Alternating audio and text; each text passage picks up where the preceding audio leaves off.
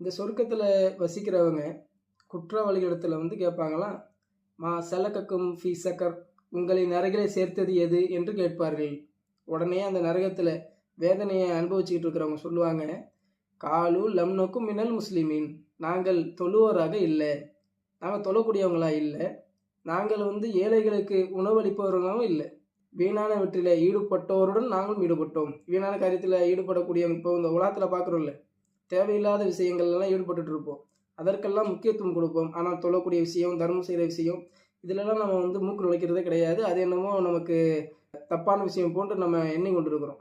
அப்படி யாரெல்லாம் சுற்றிக்கிட்டு இருக்கிறாங்களோ அந்த மாதிரி விஷயத்தில் நாங்கள் ஈடுபட்டோம்.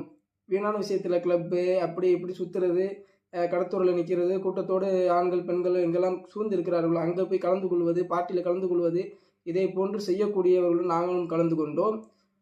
குன்னா நுகத்திபு பியௌமித்தீன், இதை போன்று அல்லாவுக்கு அஞ்சுங்க, இதே மாதிரி நன்மையான விஷயங்கள் ஈடுபடுங்கன்னு சொல்கிறாங்கல்ல, இப்போ சொல்கிறோம்ல, இந்த மாதிரி சொல்கிற இடத்துல நாங்கள் சொன்னோம், இதெல்லாம் பொய்யென கூறி வந்தோம்.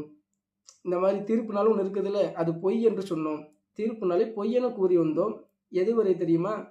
எங்களுக்கு மரணம் வரும் வரை. எங்களுக்கு மரணம் வரும் வரை நாங்கள் என்ன செஞ்சோம்?